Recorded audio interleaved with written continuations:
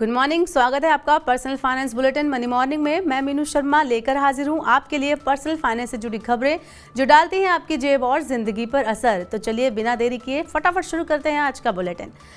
अब आपकी ईएमआई नहीं बढ़ेगी क्योंकि रिजर्व बैंक ने रेपो दर में कोई बदलाव नहीं किया है। बढ़ती खुदरा महंगाई को काबू में रखने के साथ अर्थव्यवस्था को गति देने के मकसद से लगातार तीसरी बार आरबीआई ने नीतिगत दर को स्थिर रखा है। इसका मतलब है कि होम, ऑटो सहित अन्य लोन पर ईएमआई में कोई बदलाव नहीं होगा। रेपो दर वह ब्याज दर होती है जिस पर बैंक अपनी जरूरतों को पूरा करने के लिए आरबीआई से कर्ज लेते हैं। बैंक से लोन लेने वालों के लिए आरबीआई लेकर आ रहा है एक बड़ी सुविधा। आरबीआई कर्ज लेने वालों को फ्लोटिंग इंटरेस्ट से फिक्स ब्याज दर का विकल्प चुनने की मंजूरी देने की तैयारी कर रहा है। इस कदम से मकान, वाहन और अन्य कर्ज लेने वाले लोगों को थोड़ी राहत मिलेगी क्योंकि ऐसे ग्राहक ही ऊंची ब्याज दरों में सबसे ज्यादा प्रभावित होते हैं। आरबीआई इसके लिए एक नया ढांचा तैयार कर रहा है। इसके तहत बैंकों को कर्ज लेने वाले ग्राहकों को ऋण की अवधि और मासिक किस्त के बारे में स्पष्ट जानकारी देनी होगी। यूपीआई लाइट का इस्तेमाल करने वालों के लिए है एक खुशखबरी। आरबीआई ने यूपीआई लाइट पर एक बार में भुगतान की सीमा बढ़ाने का प्रस्ताव किया है। यूपीआई लाइट पर ऑफलाइन माध्यम से एक बार में भुगतान की सीमा को 200 रुपये से बढ़ाकर 500 रुपये किया जाएगा। इससे देश में डिजिटल भुगतान की पहुंच और इसके इस्तेमाल को बढ़ावा मिलेगा। यूपीआई पर छोटे मूल्य के लेन देन की गति बढ़ाने के लिए सितंबर 2022 में यूपीआई लाइट को लॉन्च किया गया था। अब खबर हर काम डिजिटल तरीके से करने वाले लोगों के लिए है। अब आपको घर बैठे बैठे बैंकों से डिजिटल लोन मिलेगा। फिनटेक कंपनियों पर लगाम लगाने के लिए भारतीय रिजर्व बैंक खुद अपना डिजिटल लोन प्लेटफॉर्म लेकर आ रहा है। रिजर्व बैंक इनोवेशन हब आसान कर्ज उपलब्ध कराने के लिए सार्वजनिक टेक्नोलॉजी प्लेटफॉर्म तैयार कर रहा है।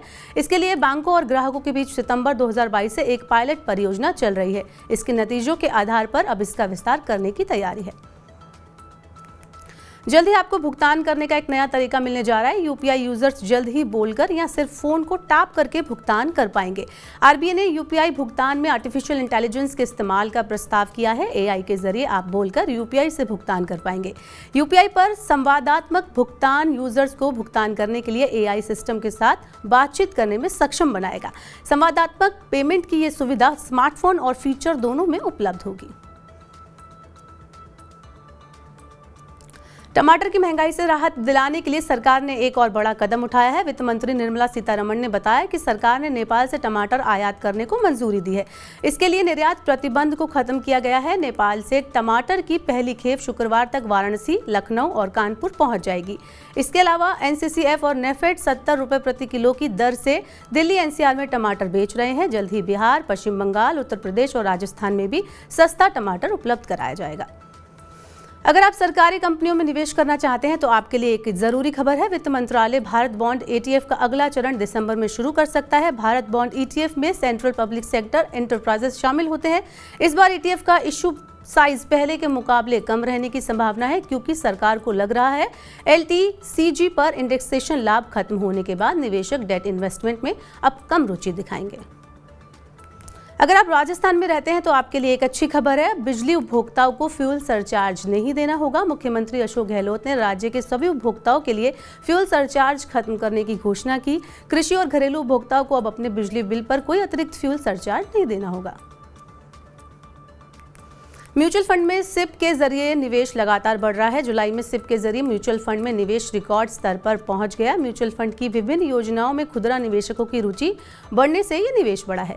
जुलाई महीने में सबसे बेहतर प्रदर्शन सिप का रहा। म्यूचुअल फंड उद्योग में निवेशक मुख्य रूप से सिप के जरिए ही होता है। शेयर बाजार में निवेश करने वाले हो जाएं सतर्क। एनएससी ने निवेशकों को 4 लोगों से बचकर रहने की दी है चेतावनी। एनएससी ने एल्गो से जुड़े अमित मिश्रा, शिवम चौहान और केके एडवाइजरी के काजल पटेल, अल्पेश पटेल के प्रति निवेशकों को आगाह रहने को कहा है। एनएससी ने कहा है कि निवेशक इन लोगों की सुनिश्चित रिटर्न योजना में पैसा ना लगाएं क्योंकि ये लोग एक्सचेंज के साथ पंजीकृत नहीं है और ये अवैध रूप से निवेशकों से पैसा वसूल रहे हैं। आईटी स्टार्टअप के बाद अब गेमिंग इंडस्ट्री में छंटनी का दौर शुरू हो गया है। ऑनलाइन गेमिंग प्लेटफॉर्म MPL के बाद अब हाइक ने अपने 55 कर्मचारियों को नौकरी से निकाल दिया है। इससे पहले MPL 350 कर्मचारियों की छंटनी की घोषणा कर चुकी है। हाइक भारतीय एयरटेल के चेयरमैन सुनील भारती मित्तल के बेटे केविन भारती मित्तल की कंपनी है। केविन मित्तल ने कहा है कि GST में 400% का उछाल कंपनी के लिए बड़ा झटका है। कारोबार को बनाए रखने के लिए कर्मचारियों की संख्या घटाई जा रही है। तो आज के मनी मॉर्निंग के बुलेटिन में बस इतना ही। अपने काम की जरूरी खबरें देखने और समझने के लिए सब्सक्राइब करें हमारे यूट्यूब चैनल को। पर्सनल फाइनेंस से जुड़ी खबरों को आप पढ़ना चाहते हैं, जानना चाहते हैं तो हमारी वेबसाइट www.money9.com पर जाएं। यहाँ पर 7 भाषाओं में आप पर्सनल फाइनेंस से जुड़ी खबरों को जान सकते हैं। इसके अलावा खास कार्यक्रम अगर आप देखना चाहते हैं तो मनी 9 की ऐप को जरूर डाउनलोड कर लें और बने रहिए मनी 9 के साथ। अब आपसे होगी कल मुलाकात। नमस्कार।